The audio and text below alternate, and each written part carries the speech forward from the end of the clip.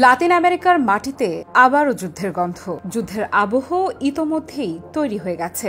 ভেনেজুয়েলার president Nicolas Maduro সম্প্রতি জানিয়েছেন, দেশ জুড়ে 284টি যুদ্ধ ফ্রন্টে সেনা, পুলিশ এবং বেসামরিক প্রতিরক্ষা মোতায়েন করা হবে। তার ভাষায়, মার্কিন হুমকি এখন ভেনেজুয়েলার অস্তিত্বের প্রশ্ন হয়ে দাঁড়িয়েছে।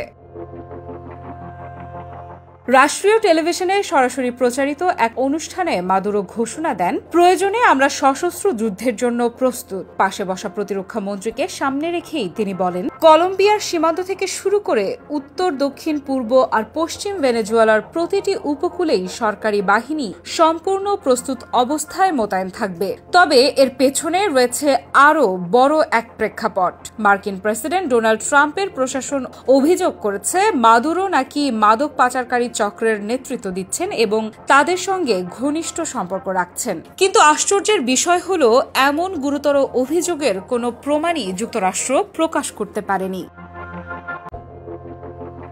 গত আগস্টেই ওয়াশিংটন মাদুরোর মাথার দাম পর্যন্ত ঘোষণা করে, অর্থাৎ যিনি তাকে ধরিয়ে দিতে পারবেন তাকে দেয়া হবে বড় অঙ্কের পুরস্কার। এর অল্প কিছুদিন পরেই যুক্তরাষ্ট্র ভেনেজুয়েলার উপকূলীয় ক্যারিবিয়ান অঞ্চলে পাঠায় কয়েকটি যুদ্ধজাহাজ, একটি পারমাণবিক সাবমেরিন আর সর্বাধুনিক যুদ্ধবিমান। সেই মুহূর্ত থেকে কারাকাস আশঙ্কা করছে, এটি নিছক সামরিক মহড়া নয়, বরং সরাসরি শাসন পরিবর্তনের প্রস্তুতি।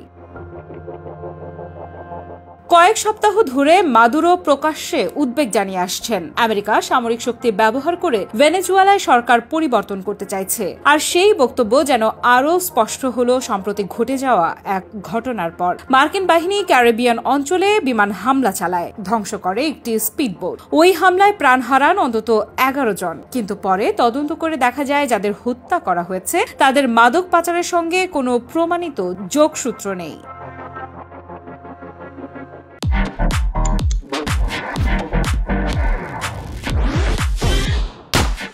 এই ঘটনার পর থেকেই ভেনেজুয়েলায় ক্ষোভ আরও তীব্র। সাধারণ মানুষ থেকে শুরু করে সামরিক বাহিনী সবাই বুঝে গেছে, মার্কিন আগ্রাসনের মুখে প্রতিরোধী একমাত্র পথ। তাই এবার মাদুরোর সরাসরি ঘোষণা, দেশজুড়ে 284টি যুদ্ধ ফ্রন্ট। এর মানে ভেনেজুয়েলার প্রতিটি কৌশলগত স্থানকে রূপ দেয়া হচ্ছে সম্ভাব্য যুদ্ধক্ষেত্রে। কূটনৈতিক মহল বলছে, মাদুরোর এই ঘোষণা শুধু সামরিক প্রস্তুতি নয়, বরং ওয়াশিংটনের উদ্দেশ্যে একটি স্পষ্ট বার্তা। লাতিন আমেরিকার ছোট এই দেশটি নত হতে রাজি নয়। যুক্তরাষ্ট্র যদি শক্তি দেখাতে আসে, তবে প্রতিরোধও হবে শক্তির ভাষায়।